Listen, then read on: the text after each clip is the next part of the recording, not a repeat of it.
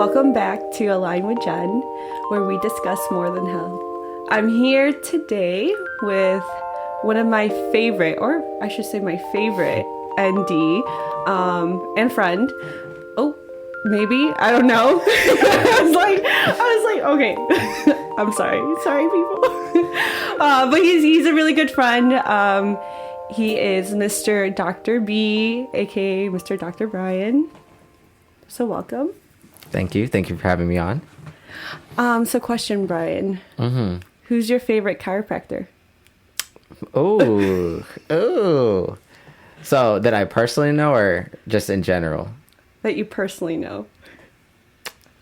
Ooh, favorite. It would have to be you. You're my favorite. Good answer. I love that. I was like, who is he going to say? And then, okay. Just, yeah. Shout out to my friend Victory. He's also a great chiropractor.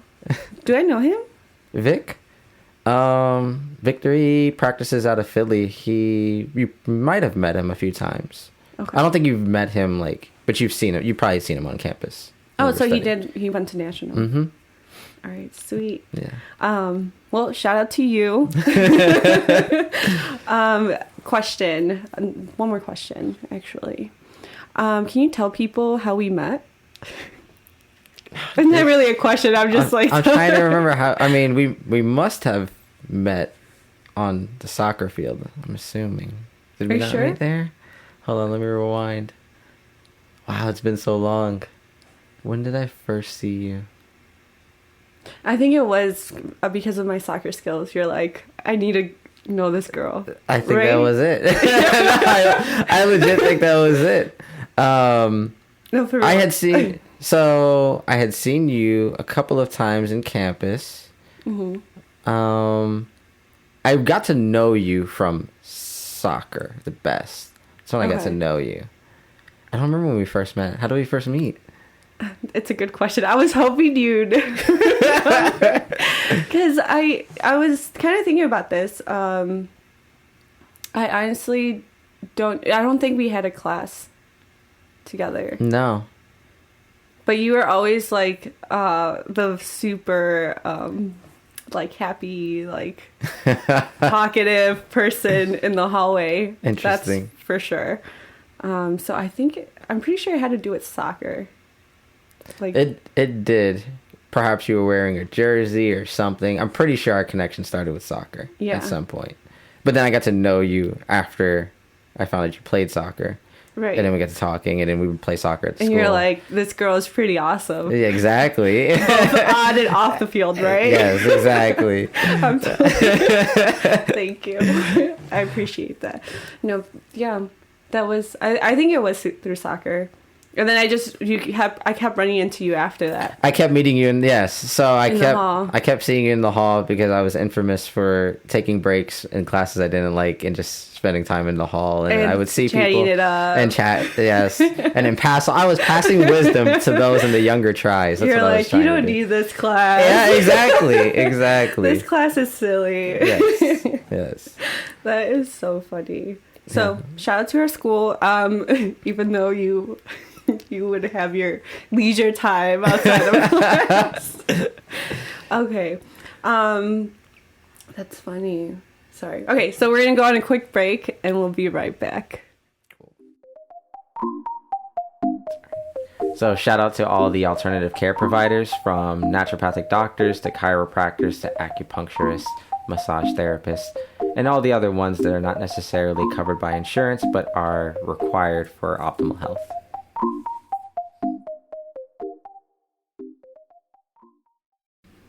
Welcome back to Align with Jen, where we discuss more than health.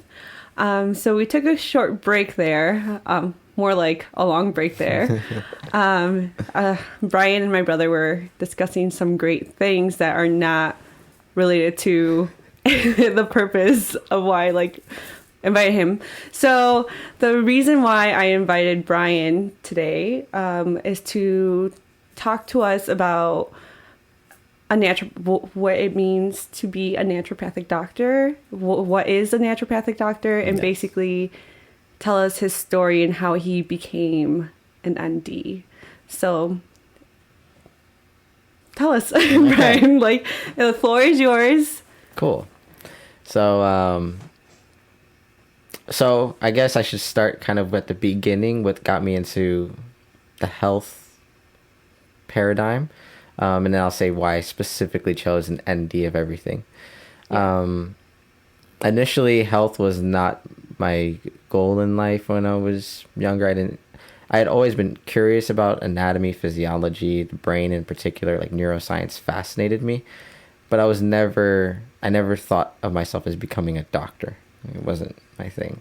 I like to tinker with things, take them apart, see how they work. Yeah. And when I reflect upon it, I was like, I was always meant to kind of go down this path, but it wasn't where my mind was at.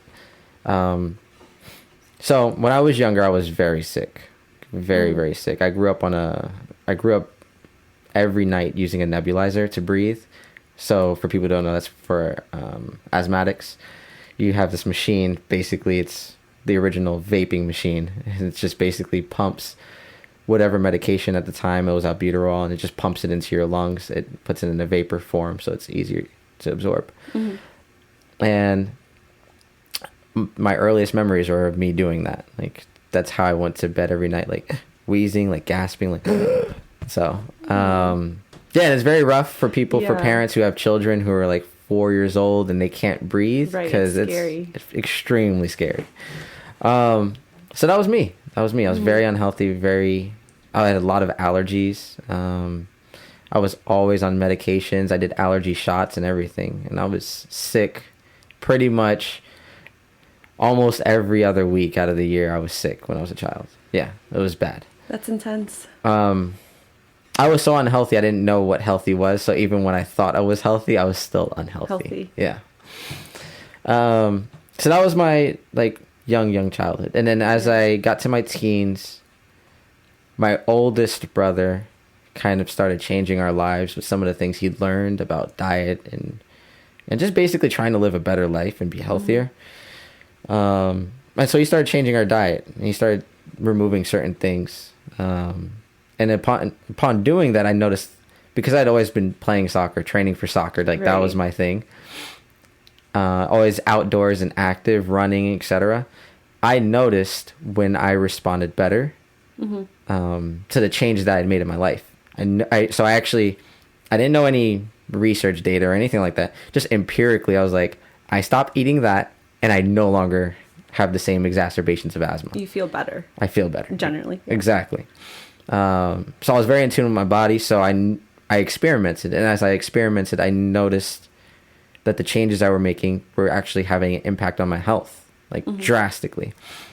And so that, that was a crucial watershed moment in my life, because I think that's when I made the connection of how lifestyle factors, how much they really guide your health. Because before that, I was just like, you go to the doctor when you're sick. They tell you what's wrong with you, and it's whatever. You take whatever, and then you get better, as they say, or you get worse, and you try something different, a different doctor, different medication, and that's just what you do.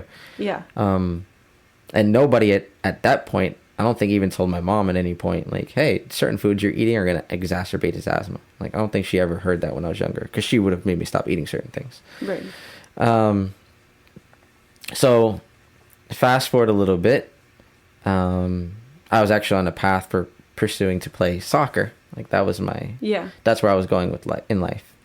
So that led me to traveling and living in Mexico for about 1.5 years. Which is awesome. Yeah, it was super dope. I lived in Guadalajara. Entonces, ¿hablas español? Sí, pero yo hablo. Well, for everybody who doesn't speak Spanish, I learned Spanish actually before I went to Mexico. Oh, that's awesome. Yeah, I learned before I went to Mexico. I learned, there was a time in my teens, and I think this was another watershed moment in my life, where I decided that I wanted to know more and kind of test the limits of the human brain. And so I just sat. Neat. Yeah. At what age? I was like 16, 17-ish. I think I was 17 when I learned Spanish. Nice. Was it through school or did you just, oh, you said it on your own? Yeah, no. I feel like the best learning you do is on your own. Yeah. School makes you take a bunch of pit stops for no reason. Yeah. So, like, here in the U.S., we finish school at 18. In England, you finish at 16. And in that program, you actually study what you're going to become. So, like, if you're going to go to dental school, they focus on that. Yeah, while you're in high school. Yeah, you know, I know that. They don't do liberal arts where it's like, I have to study psychology and I'm going to be a veterinarian. Like, they don't do that. Yeah. So I learned Spanish when I was like 17, and then I traveled to Peru. Was actually the first country I visited. And that was a fun trip. I learned a lot. And that trip actually opened my mind to so much more. I feel like there's so many moments in life that just like opened my mind, blew my mind. Yeah. My norms were broken. Things that I thought were societal norms that I never had actually thought about as being norms. Yeah. I realized that they were social norms just based upon where I lived and how I grew up, you know? And I also saw, I actually started, it helped me, traveling to Peru actually helped me connect more with my Haitian culture, because I started to see similarities. And that was the first time I understood that the life that I'm in is not the only life, you know, that exists. Yeah, exactly. So, so I learned Spanish on my own. I had a couple of friends who were very helpful along that path. People I had talked to. I used a lot of different online programs. None of them were really complete. At the time, there was one called Live Mocha that was actually very good on how it was originally designed. But they were bought by another company. I think Rosetta Stone bought them, and I'm not sure if it went south. Them. Yeah, it went way south. Like, nobody likes it anymore for that, because it doesn't teach people like it used to. The structure, how it was designed before, was designed very well. Nice. Well, good thing you picked it up then. Yeah, I know. I was so but that's why I feel like there's a lot of blessings along my path in life that I never would have got to. So anyway, so for everybody, like, get to the medicine. So no, it's okay. So while I was living in Mexico, at one point I had actually I came back here, broken my toe, went back to Mexico. So I was in a cast. Okay. Or a boot. I was using a boot at the time. So how did I'm just curious. Did you break your toe? Oh, I broke my toe playing soccer here. Okay. Yeah. I embarrassed somebody, and I embarrassed him. Wow. So I flicked the ball over his head and then put it through his legs. Mm-hmm. On the same, like, in 2 touches. So one touch was flicked it over his head. He ran really hard. I was like, that's not smart. Then when the ball came down, I tapped it through his legs. Oh, that's funny. He hit it out of bounds. I ran to get it while it was out of bounds, and as it was rolling out of bounds, he slid and hit me. And when that's not funny. Yeah. So when I landed awkwardly on my foot because I wasn't expecting a tackle while the ball was out of bounds. Yeah. And so I had a little fracture, nothing serious, but so you just ended up in a boot and yeah, it was just I was in a boot, no big deal to heal. So while I was in Mexico, in my boot, in my apartment, I had done a lot of reading, different philosophies, religions, concepts in life, and just trying to. I didn't have anything to really entertain me. I had bought a PlayStation while I was down there. I got some bootleg games put on it, and after I beat them, I was like, "What else do I do?" So I had gotten in a routine of where I was just like, I'm just gonna wake up every day and just read. That's awesome. So I read a lot, and then in that, I heard a lecture. So I also was watching videos, and in that, I heard a lecture, and the speaker had said, "Whatever your talent is in life, like whatever you're born, like everything on this earth has a purpose, right? So whatever your purpose is, it's that which your mind naturally goes to when nobody's forcing you to do it. You don't have any obligations. It's just like, you come back from your job and it's like, what do you want to do? I want to look at this. And it's like, why are you drawn to that? Right. So I realized at that time I had an inclination for the human mind and neurology specifically. I had been reading anatomy books for no reason, articles and things, just for my pure entertainment. So I called my mom. I was like, "Ma, I think I want to become a doctor." She was like, okay, cool. Love it. So She's like, yeah, go for it. Yeah, because she wanted to be a doctor, and she didn't have that opportunity in life. Life didn't afford her that opportunity. She had to make different decisions, certain sacrifices. And so she was like, yeah, I've always wanted to become a doctor. I just didn't have the opportunity and chances. So you do. So take advantage of that. Yeah. So is that when you decided that's when you called your mom and you decided, I want to be a doctor? Yeah. Is that when you decided soccer was no longer your path? Because you know how you were. Yeah. No, that was playing. It was literally at that moment. It was like an overnight decision. I heard that lecture and it stuck with me, and I was just like, all right, I have to go towards this. I think it felt right. It just felt right. And with everything else I was learning in life, it just felt like the right path. I didn't know where it would lead me, and it's definitely led me down a different path than what I had originally envisioned. But yeah, it was at that moment. And I was just like, I'm done. And I didn't touch a soccer ball after that, for a long time. And it was I went through athletes go through a depression when they can't play their sport. Yeah. And it was so much of my personal identity. Mm-hmm. I didn't know like how to cope beyond that. Like I didn't know who I was beyond soccer. Yeah. Yeah.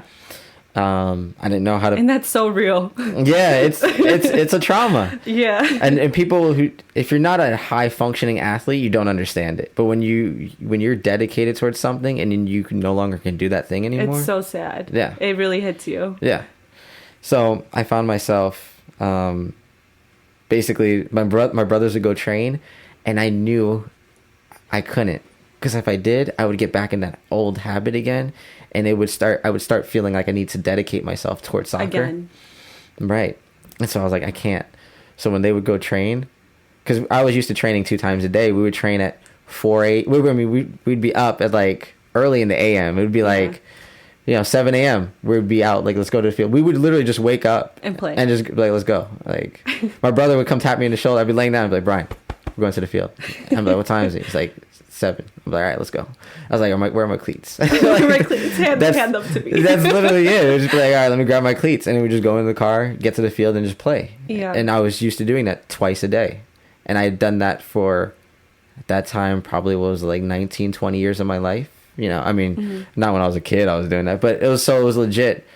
Over 10 years of my life, I'd been training like that. Yeah. That's a lot of time to dedicate. That is a lot of time.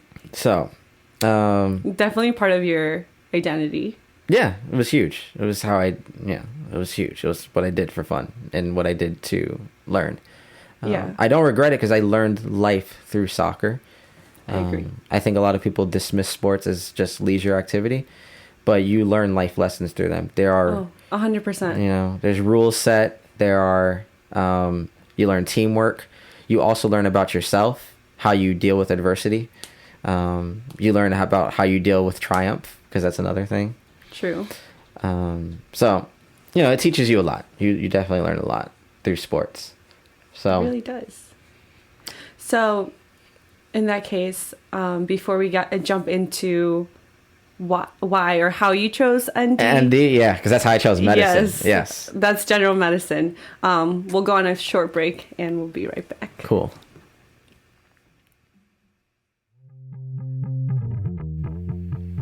Shout out to Legacy International. It's the football club where my brothers are doing amazing things. They take players overseas. They are doing amazing things in the professional leagues here. So I just wanted to give a shout out to them. And if you're into soccer, definitely check them out. It's Leg AZ International. Welcome back to Align with Jen, where we discuss more than health.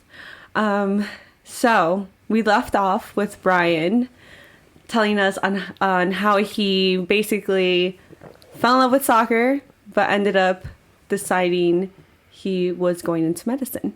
Yes. But now that we know that that's part of the story, can you please tell us how you got into naturopathic medicine? Yes, absolutely. So I originally knew I wanted to do medicine, but I always wanted to do it differently. Even when I told my mom I was like, I'm going into medical school, I wanted to do it differently. I didn't want to become a doctor who just gave pills. I wanted to actually help people heal. And I'd always been fascinated by the healer stories, and having parents that come from Haiti, you're familiar with herbs and, you know, what they label alternative care. Yeah. So, like we have people that do bone setting in Haiti that aren't chiropractors, but they will literally like snap bones into place. In Mexico, I'm sure you ran into los sobadores. Man, I ran into a lot of stuff in Mexico. Yes. So that's how. So I wanted to incorporate that into medicine, and the medical model I was familiar with, that was always absent.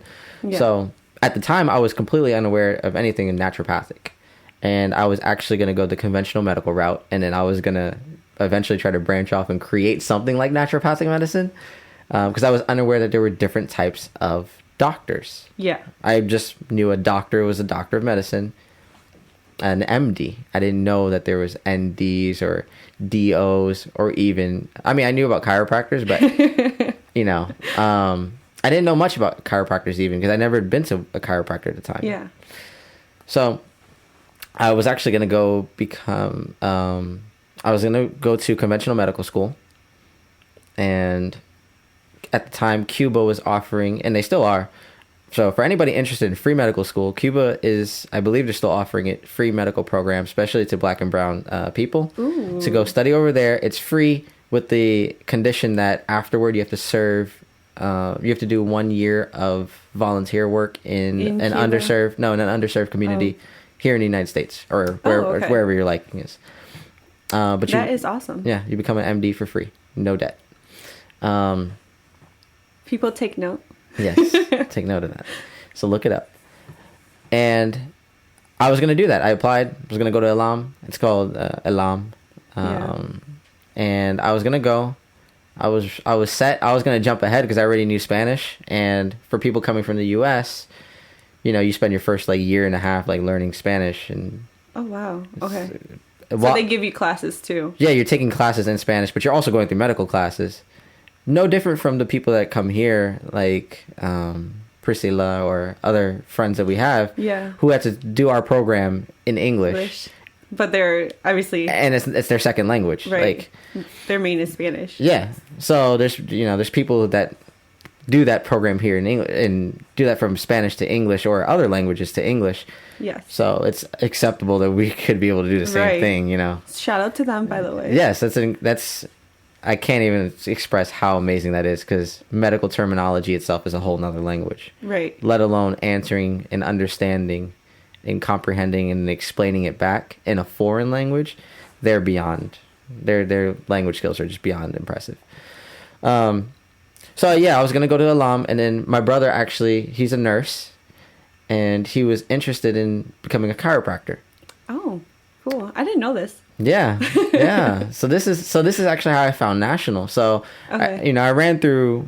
I was always battling with becoming a neuroscientist or going through medical school. The battle between the two of them. Okay. I ran through my undergrad in psychology, and I decided I was going to go to medical school. So I did all the registration for Elam and everything. I had offers to try to go to other schools as well, but I was like, no, I really want to go to Cuba. Because I was going to do it differently. Yeah. Then my brother said he was interested in becoming a chiropractor. At the time, my sister was finishing her law degree at Stetson University, which is in St. Pete.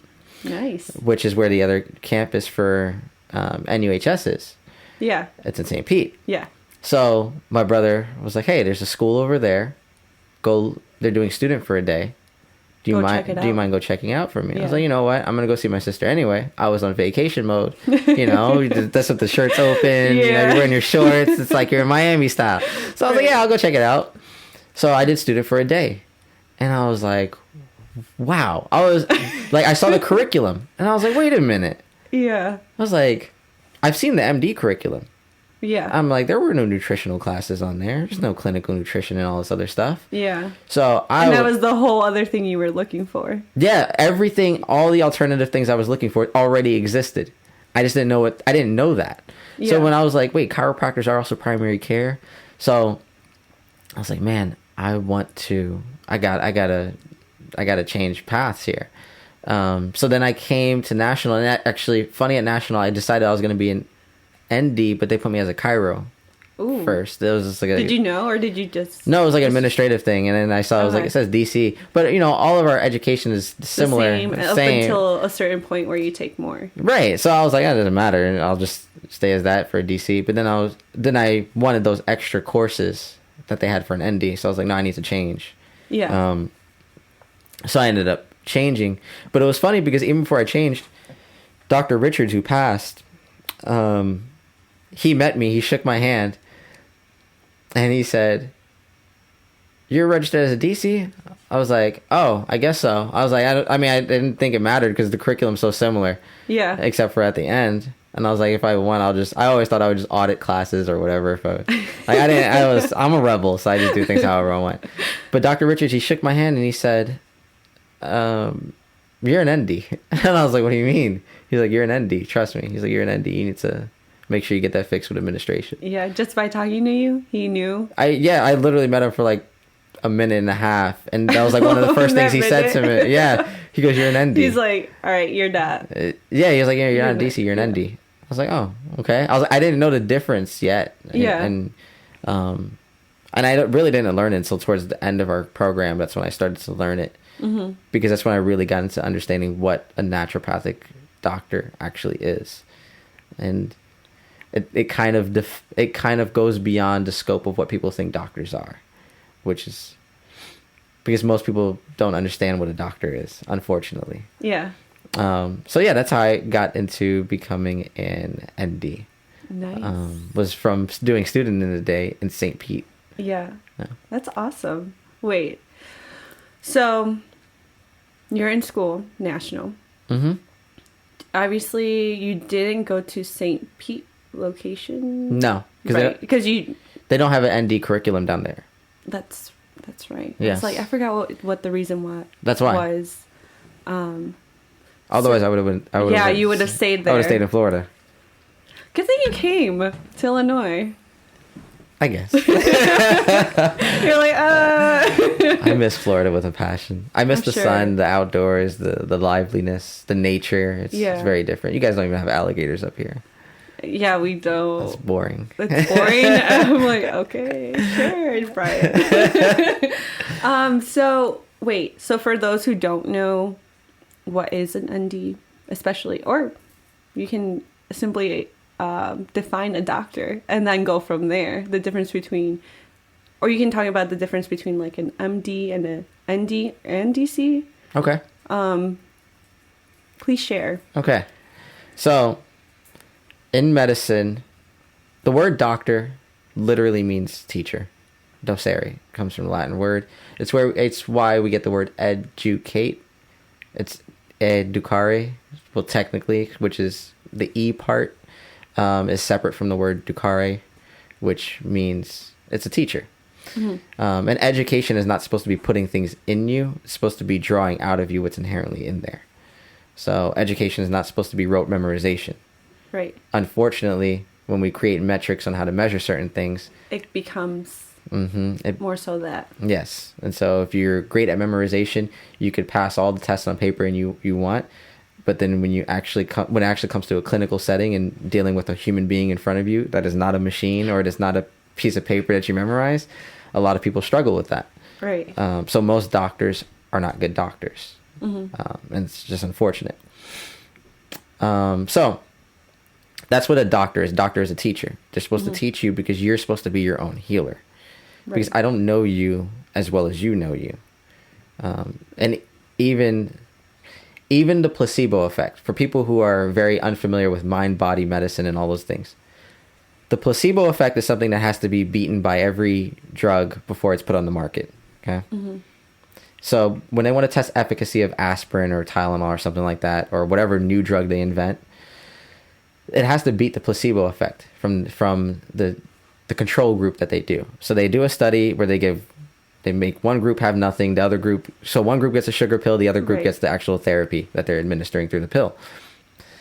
What they found is that the placebo effect in people who are completely disconnected with their lives, meaning they don't work out, they don't exercise, they don't eat the best diets, their poor sleep habits, all of these things. They watch a lot of TV, all of these things that dull human beings and their senses, that people like that at a 30% rate experience the placebo effect, which means at a 30% rate you can heal yourself. 30%. That's without being more in tune with yourself.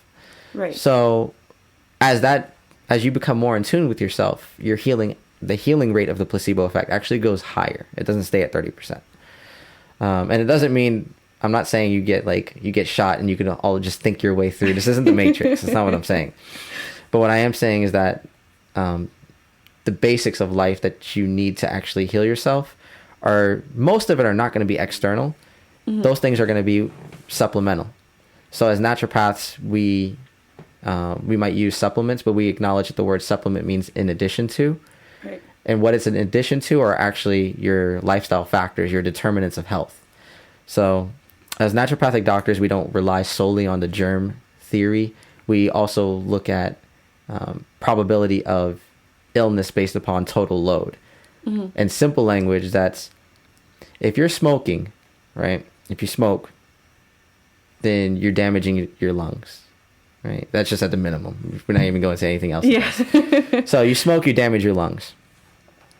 You're already taxing your immune system and every other system, your circulatory system, respiratory system, everything's taxed by you smoking. So now when you encounter something in your environment, you're more likely to fall ill because your body is ill-equipped to defend itself because you're already overloaded with the toxins that you've been putting in your body in the first place. Right. So as naturopaths, we break things down to look at, we don't see signs and symptoms as diseases. We see them as just signs and symptoms. So there's things that you experience that are unique to you. For example, you get strep throat. Your strep throat is not like anybody else's strep throat. It's very different. Right. You might feel better if you drink something hot. I might feel better if I drink something cold. That's just a simple example. Right. How debilitating it is to you. How do you quantify how much energy a person has lost from fighting an illness? Because we've all been ill at some point. And what do you say? I feel drained. Or I feel fatigued. I feel fatigue. Right. And how do you quantify that? You can't. It's a subjective measure that we have to try to look at objectively because we have to try to help you. Right. So as naturopathic doctors, we acknowledge that independent reality exists. And we also recognize that you're self-healing and self-regulating. So I am not more intelligent than any system in your body. No doctor is. No person is more intelligent than any system. Your kidney is smarter than everybody else who would try to manage the kidney. I agree. Right. So we can't cut open the kidney and just say like, oh, we just changed this and it's going to work the same. No, we don't know enough to do those kinds of things. So, you're a self-healing and self-regulating organism. So for those who believe in evolution, it's kind of weird that you've selected traits for millions of years, but we have a medical model that takes away. You've selected traits to be self-healing and self-regulating, right? You've selected traits to not just survive in your environment, but thrive in it. Yeah. Hence the whole concept of survival of the fittest.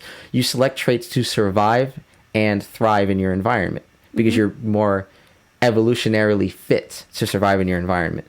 Well, if that's the case, then how do we have a medical model that goes exactly the opposite of that? Basically tells you you're sick 24/7 and the only way you can live is on basically to be a drug addict through pharmaceutical drugs. That makes no sense. It doesn't even... Not at all. It doesn't align with evolution if you believe in evolution.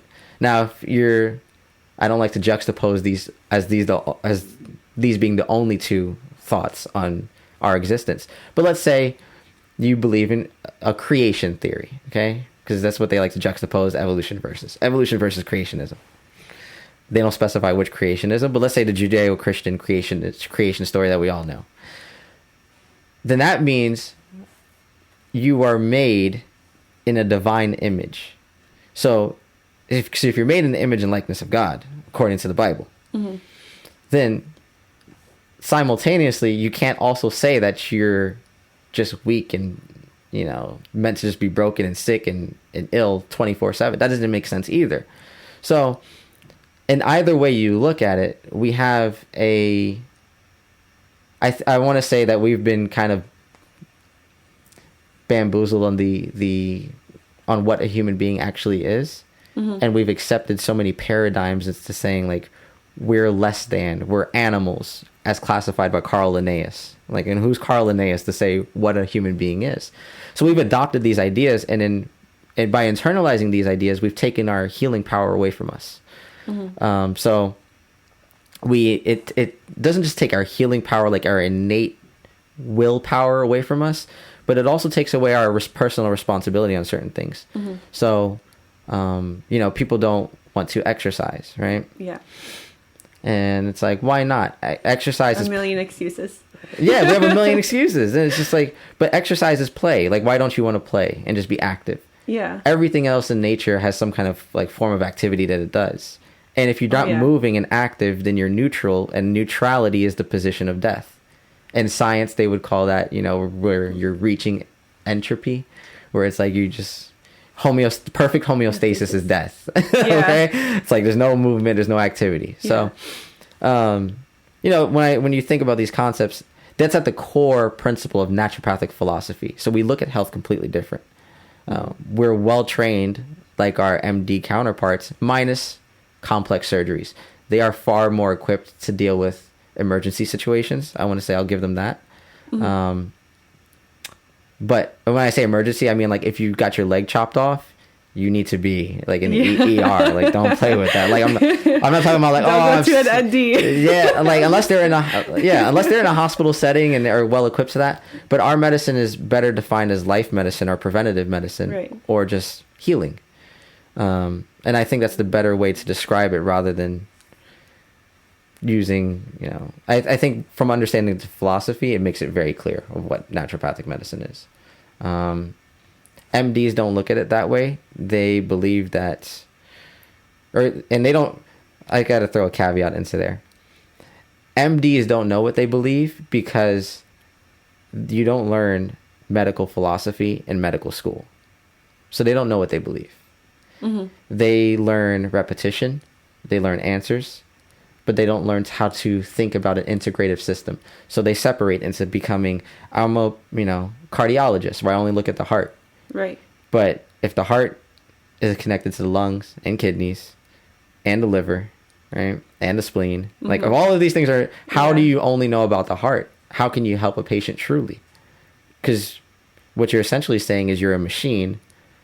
And if I just look at this, or try to fix, and I go like this, fix this. Yes, yes. And it doesn't work like that.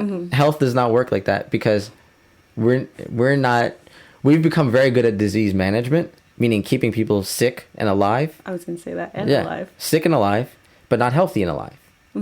And that's a huge difference. NDs are more concerned with getting people healthy. The disease model of live healthy with diabetes is absolutely stupid. Horrible. Like it doesn't make any sense. It doesn't make any sense. In this country, we have about 35 million people who have diabetes. 33 million of those should not have diabetes because it's completely reversible. The other 1 million, 2 million in there, it's type 1 diabetes. So now there's a way to better manage it that they're not doing other than just pump a bunch of insulin in. But there's absolutely no reason we can't reverse diabetes with those other 33 million people. It should not be a pandemic. It's a lifestyle disease. It's not genetic, which is another lie that has been going around lately as an excuse. Oh, it's all genetic. I'm like, no. About 2% of cancers are even genetic when they look at all the research and literature. Same thing with most diseases. Diabetes, people are like, it runs in my family. It's like, no, it does run in your family. But you learned your culture, habits, and ways. And you do also have to consider that there are genetic factors to environment, not to diseases. Yeah.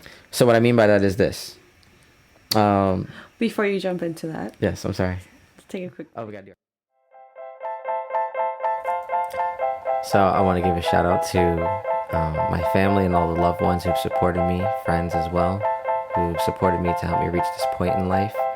I feel I am very blessed, and many of the opportunities I have, I would not have had were it not for loved ones and sacrifices of other people. So I just want to give a special shout out to those people and say thank you. Welcome back to Align with Jen, where we discuss more than health. Brian here was finishing up on the topic of genetics. So go ahead. Yeah, so before our break, I was mentioning how a lot of people believe that their health is directly caused by their genetics. And everything that the field of genetics shows is that that's not necessarily the case. Genes are turned on and off. Genes change and we adapt to our environments and circumstances. And so when you live in an unhealthy way, then it seems like you're genetically predisposed, but it's not. It's because your lifestyle makes you liable to succumb to that condition. Yeah. And how quick that deterioration may come, or how quick the reversal of that may come, is genetically linked, but it's not as much as people think. It's far less than people think. So living a healthy lifestyle, you can avoid most of the illnesses that people suffer from, that they think are solely responsible from the field of genetics. Interesting. So, yeah. I can't remember exactly how we jumped into this, to be honest. That happens a lot in my conversation. I was trying to so going back. Well, I was explaining the difference between naturopathic medicine, Right. and MD medicine, conventional doctor of medicine degrees. Yes.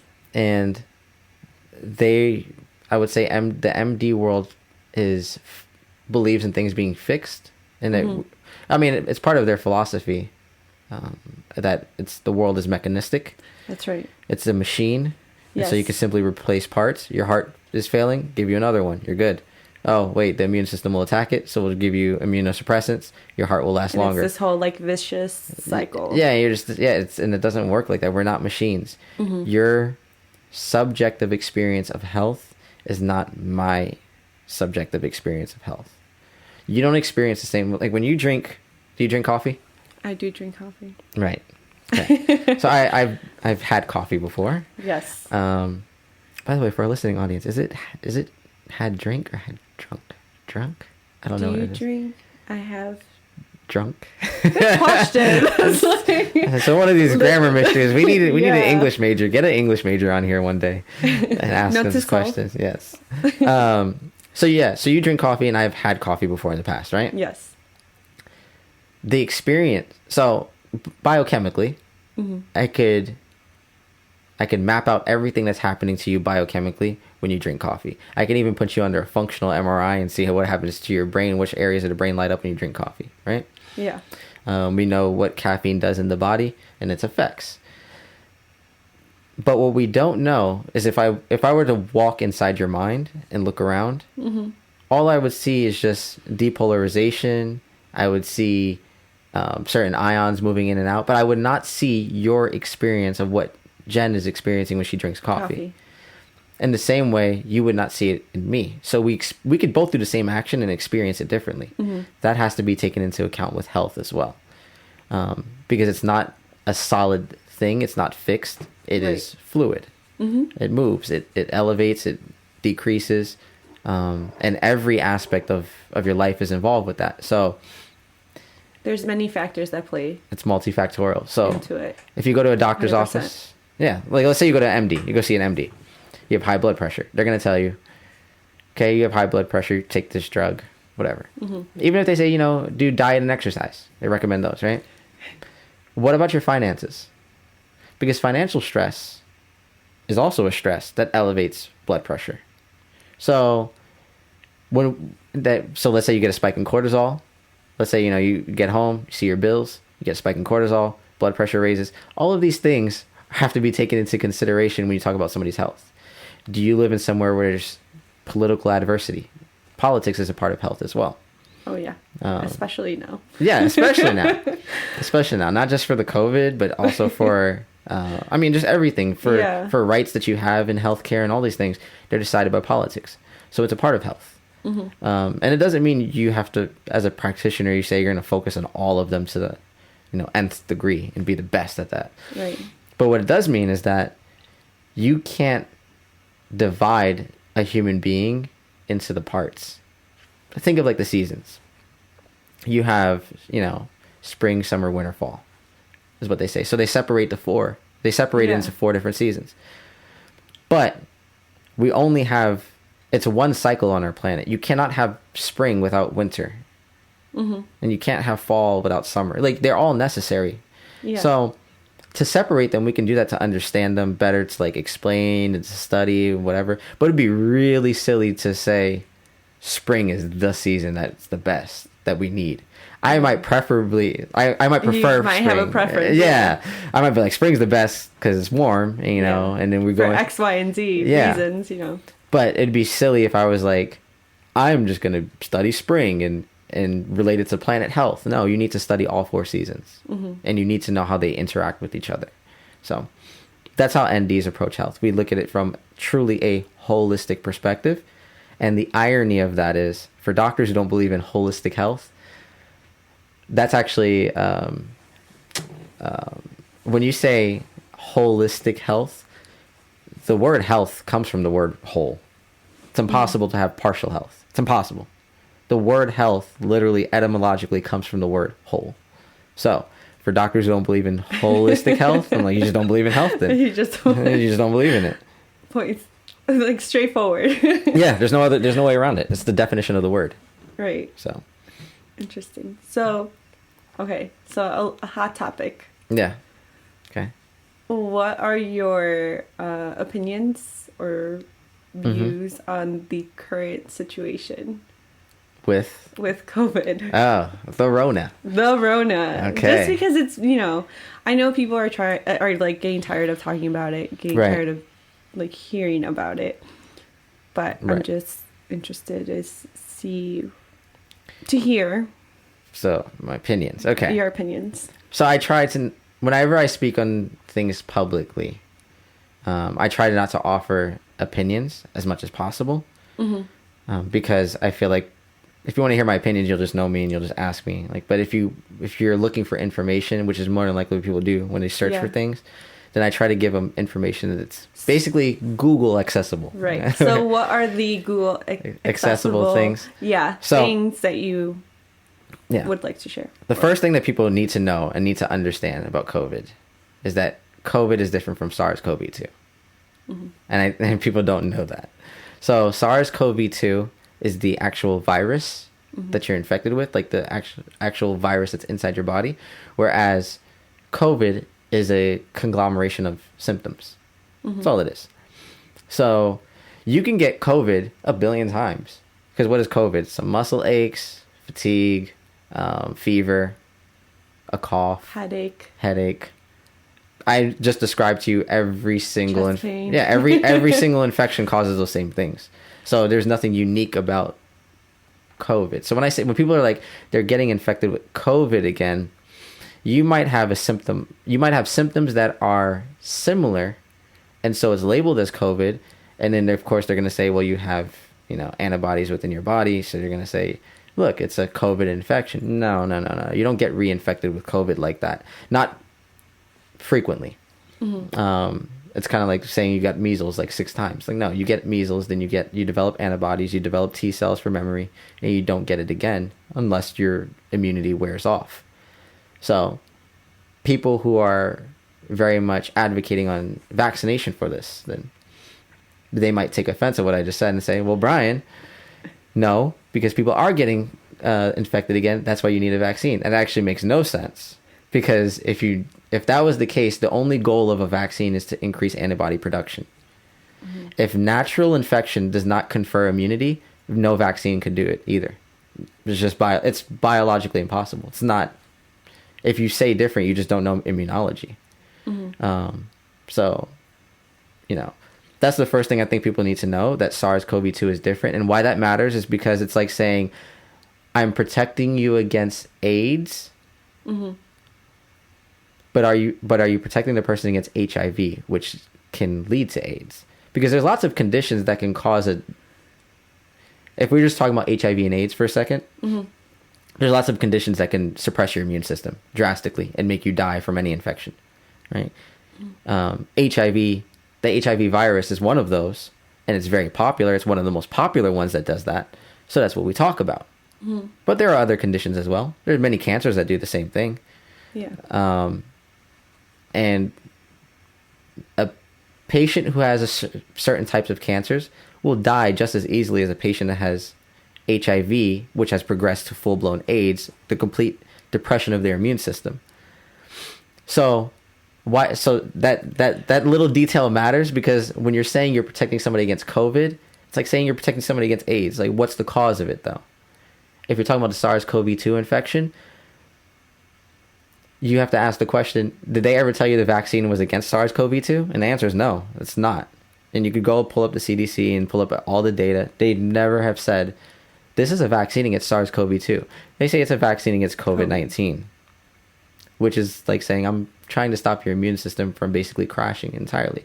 Now, whether that's actually, the efficacy of that is a different argument, because they've also been lying about the efficacy. Like when they say 95%, and I say lying because at certain point when you have certain knowledge and you say certain things, then you're manipulating people on purpose.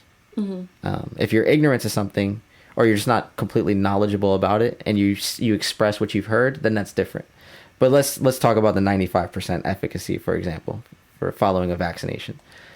That's relative risk, okay, which is different from absolute risk. And for people who have not taken statistics or have not done PhD research, there's a huge difference between the two.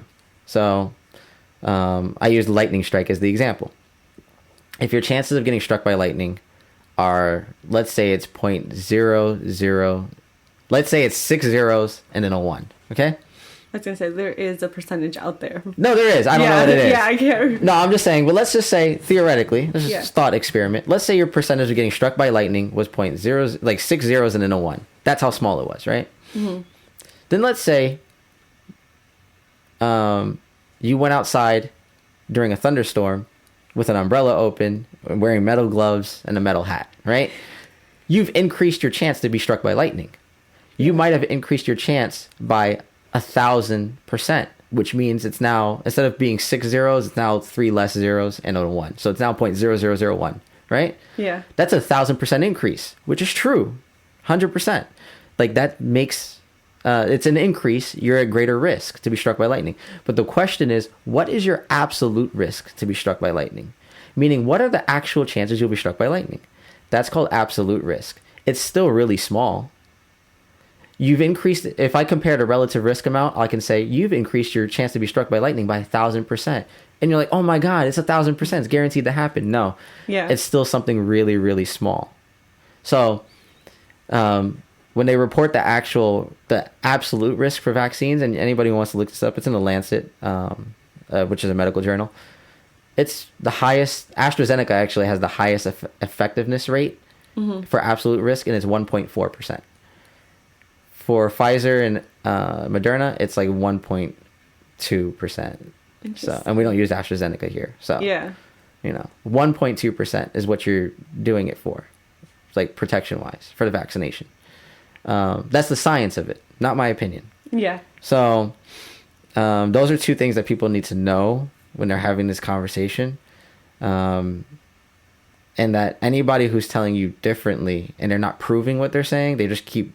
So there's, in philosophy or in like logic, there's 3 ways to approach a conversation. It's through logic, emotion, or appeal to authority, essentially. Pathos, ethos, and logos. Most people use appeal to authority or they use emotion. You know, a lot of emotion. Yeah. Lately. Yes. I think. Oh, well, that's the more dominant one because it's more visceral. It's the more visceral reaction. Which is interesting because we're very, as Descartes says, I think, therefore I am. Yeah. Like we're logical, well, we're rational beings. So thought is like what defines us. But emotional thought, it seems like it's more of our initial reaction in nature, which is very interesting. But so those are, I think those are the 2 main points that are not being discussed in the public. and people should know. Yes. Because that'll inform their decision. And there's other things about that, but I will just stop there. That's fair. Yeah. I think that's great because I feel like a lot of people have been shut off, with. Oh, yeah. When it comes to this conversation, they don't want to talk about it, or there's a lot of media out there that's obviously supporting the vaccine. Yeah. So I think it is important information for people to know, regardless if they choose to get it or who have chosen to get it. Yeah. And then those who choose to not get it, obviously. Right, which is interesting because it's a personal choice on whether you choose to get it or not. Or not, yeah. But it's been made a public choice. Right. It's like, have you got vaccinated? And I'm like, dude, have you checked yourself for STDs? Because you're probably going around having unprotected sex. Oh, seriously, right. Like HIV is real, people. Yeah. Let's not forget about that. Yeah, that's funny. And it's private health information, so I find it crazy now that even some places are asking for your vaccination card. Yeah.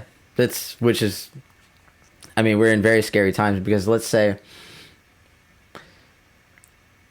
where does that limit stop? Because we have to consider that. So right now we say it's with COVID. Well, what about other diseases or medical conditions?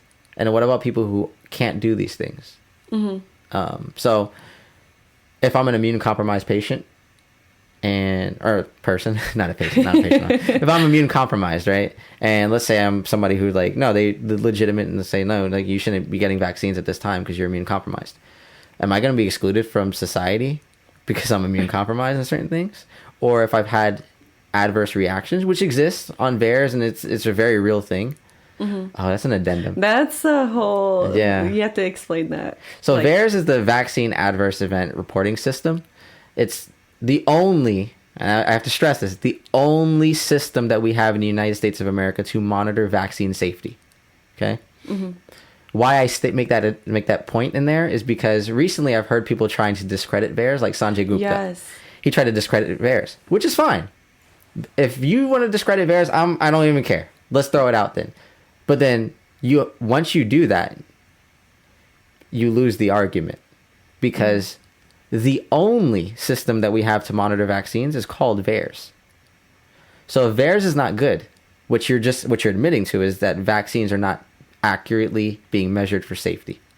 It's one of the two. Either VAERS is accurate and the deaths being reported on there and the injuries being reported on there are accurate, or VAERS is not accurate and we can't trust it. And if we can't trust it, then there's no monitoring system for vaccine safety because vaccine companies are not liable. So who's overseeing vaccine safety? If the only monitoring system, that's like saying FAA is unreliable, but flying on planes is perfectly safe. Like how? Then who verifies if the Boeing is actually doing what they're saying? Like it's our regulatory. We have regulatory agencies. We have the transportation agency that regulates car safety. If Toyota says they do something, I've had recalls on my vehicles before, and it's done by the transportation agency. Yeah. So if the transportation agency is making it mandatory for Toyota to do recalls, imagine if they didn't exist. So when people down VAERS and say VAERS is inaccurate because it's just manually reported by doctors. First of all, I challenge any of you to actually go read VAERS. Go open it, read it, or figure out how to put a report on there. It's incredibly difficult. It's not easy. And I did hear it's a very small percentage that is being reported on there. That's okay. So here's the problem. There's two problems. From the very much pro-vaccine side, we need to monitor vaccine safety. And so they say, yeah, of course we do that. We do that through VAERS. Meaning after we put it out on the market, we report adverse events. So basically, if something goes on the market, how do we know if it's going to be safe after it's out on the market? Just like Toyota puts their car out.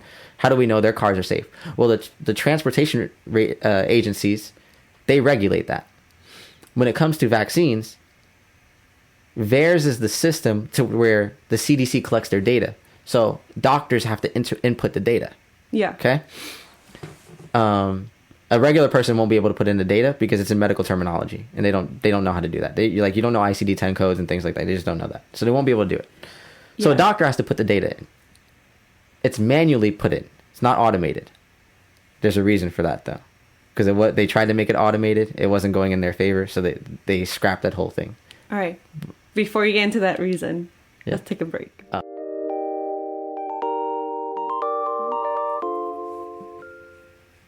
Oh, we're back. And we're back. Yes. Okay. So yeah, we last left off where I was discussing VAERS and how it works from the pro and anti, quote unquote, anti-vaccine side. Mm-hmm. So on the pro side, so people know how VAERS works. So when you submit, in order to get something submitted to VAERS, you have to go onto the website, the CDC website, and you have to put in all of the details, patient information, etc., what they experience when, and that's how we monitor what's happening to vaccines after they're out on the market. Okay, mm-hmm. So is there a bad batch going around? Are people getting infected? Is there what's going on? That's done through VAERS. Okay, it's manual, so the critique of it is it's kind of like Wikipedia. Anybody could write anything on there. Mm-hmm. But that's what the pro side says, which is really weird because if we erase the efficacy of VAERS, if we say VAERS is not working, then what we're doing is we're erasing any monitoring system that we have over vaccines. So, from the anti side, when they quote unquote anti, because I'll address that really briefly in a second. The anti side is looking at VAERS. People like myself, we look at VAERS. Yeah. Okay. And we're seeing an uptick in adverse reactions following vaccines. Death is the least common side effect, obviously, mm-hmm. that happens. So if we see an increase in deaths, then that means we're seeing an increase in other things like Guillain-Barré syndrome and other things that are just not, or multiple sclerosis, stuff like that. Mm-hmm. We're gonna see an uptick in those things. It's gonna happen. And so the people who are on the pro side are saying you're misinterpreting the data because it's not meant to be extrapolated and said the vaccines are necessarily causing it. And I'm like, okay, and then they say, well, it's also manually input, so we don't trust the data because it's going to be underreported and such. Yeah. And I'm like, okay, but then do you not see the problem in that? You're telling me that the only monitoring system that we have over vaccines is underreported and poorly monitored about how information gets in there. But then you simultaneously will say vaccines are safe and effective because we thoroughly test them and report them. But I'm like, where are they reported to? VAERS, and we don't trust it. So it's like you're losing. It's a lose-lose. It's a lose-lose scenario. In chess, they would call it a fork. You're gonna have to give something up. Yeah. And the reason I say anti-side, and I gotta elaborate on that. There's nobody who's the vast majority. I'm not gonna say nobody because there's always one or two exceptions to every rule. The anti-vaccine side is not anti-vaccine. They're they're pro-consumer rights. Right. So there's a huge difference. Meaning, when you say, hey, I think the companies that make vaccines should be liable, that if they are guilty of poor practices and poor studies and they end up harming and killing people or ruining their lives, I think they should be held liable. Just like Toyota is, if Toyota does something like that. Right. Just like Fisher Price is. If Fisher Price makes some toys that starts hurting children. I think we should have that for vaccines. You can't say that person is anti-vaccine because the reality is most of those people who they're yelling about, they're saying you're just anti-vaccine, are actually saying that because something has happened to them or somebody in their family, and they're speaking on their behalf. Yeah. So the reason the number is growing is not because people are just invested in scientific literature and want to assure that science is right and exact. No, it's actually to help people who are using these products every day, and you're told these things are going to help you. But what do you tell? I guess, and I've never heard a rebuttal for this argument for the pro side. First of all, they don't argue with doctors like myself. That's just one. They don't do that. They have discussions with people who are emotionally invested. Yeah. But not people who are scientifically invested. most of I've never learned as much information about vaccines until I learned from people who were anti-vaccines. People who are pro-vaccines are only tell you the good side of vaccines. They save lives. They're safe and effective. Okay, what are the negative effects? Because on that vaccine insert list, there's a whole bunch of negatives that happen. Mm-hmm. And the reason they're listed there is because they legally have to list them there in order to get liability from those injuries. Mm-hmm. So they list them there because those injuries are covered in their liability. Or the other one is they just don't study them and then they don't have to actually post, and so they're not liable legally.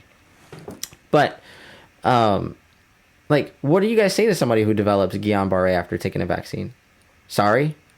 Like, I understand. There's an acceptable casualty number for every treatment.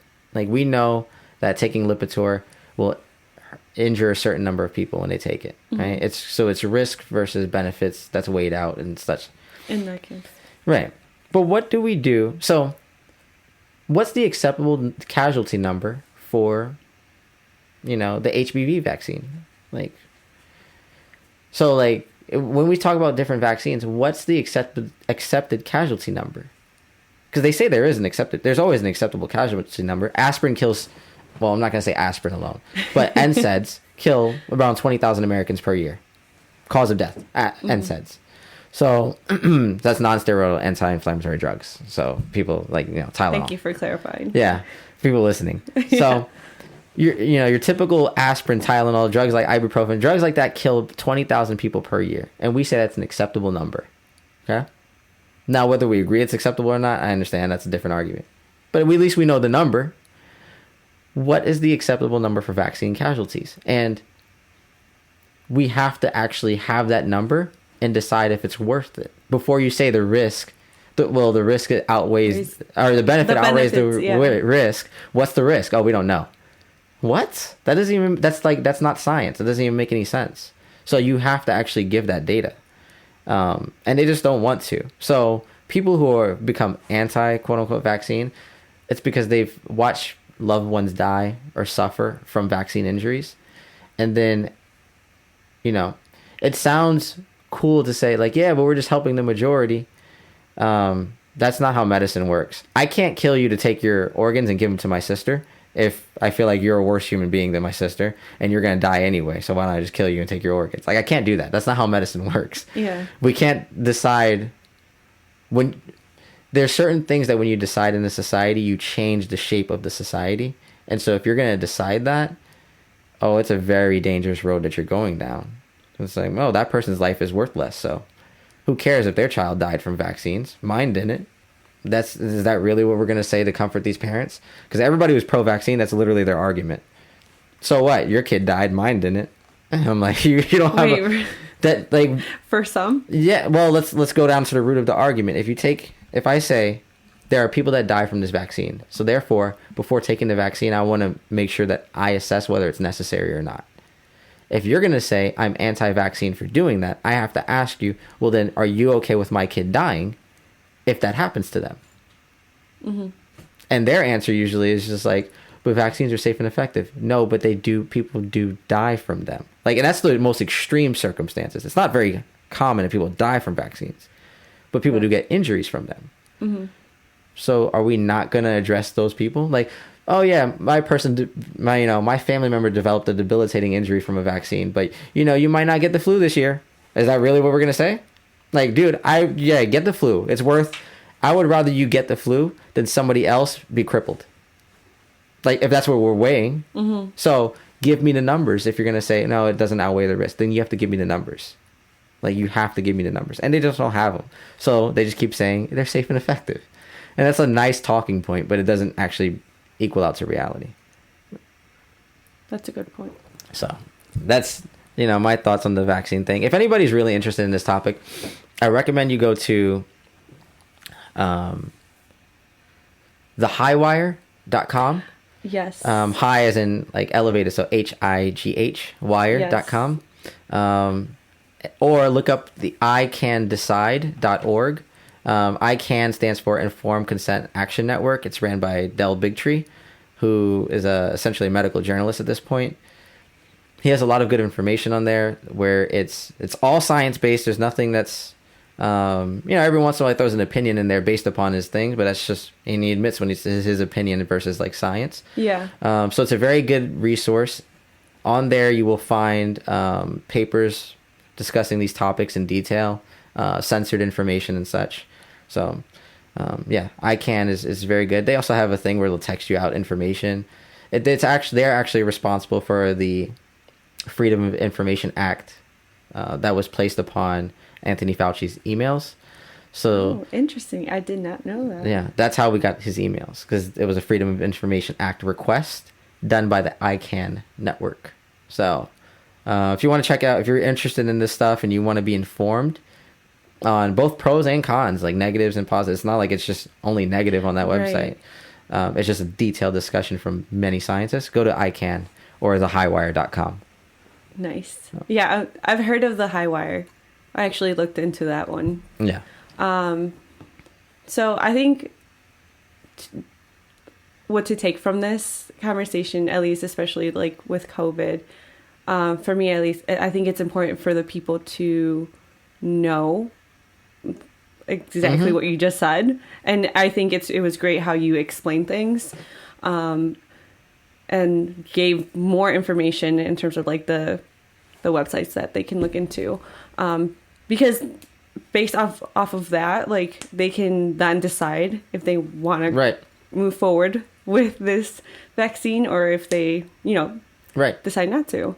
And I think regardless, it's obviously it's every person's choice, and whatever they decide, it should be respected at the end of the day. Yeah, it should be respected, and you shouldn't have to prove to other people what your medical history is. Yeah. You don't have to share. Yeah, you don't have to share. I don't want to know either. Like, yeah. I see enough of that with patients. I don't want to know what's going on with you medically. So you shouldn't have to share. And like you said, it's your body, so you should be informed about what you're doing with your body. Exactly. So, you have the right to be as informed as you want to be. So if you don't want to be informed, you're just like, I just heard it was cool on CNN, do it, then that's fine. Perfect. For you. I just want to travel. All right, cool. Yeah, then go do it then. But, those of us who are far more cautious with what we do with our bodies, we do have that right of autonomy over our bodies to make decisions about what we want to do with it. So if I decide something's beneficial, or if I think something's not beneficial, then I have that right. Like, I can't force all of you guys to take vitamin D, and we know that's beneficial. Yeah. True. So it's simple. Yeah, like I can't force people to take healthy things, so I shouldn't be able to drink water. Yeah, I can't force you guys to drink water. I mean, I can't even stop the sale of cigarettes, which there's no medical benefit for. Right. So, even though doctors used to recommend years ago. Yeah, they were just paid to. I mean, there's money in medicine. It's real.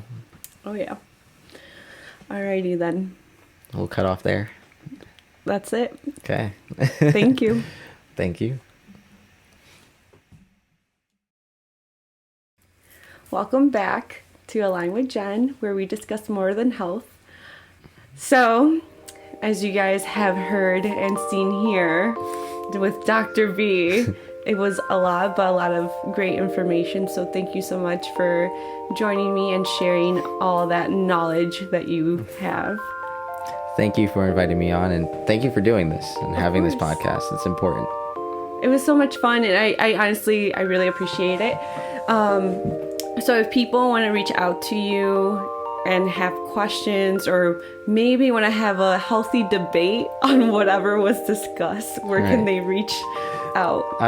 You can reach me at lavinatural.com or on Instagram. It's lavinatural. So it's LAVINATURALE.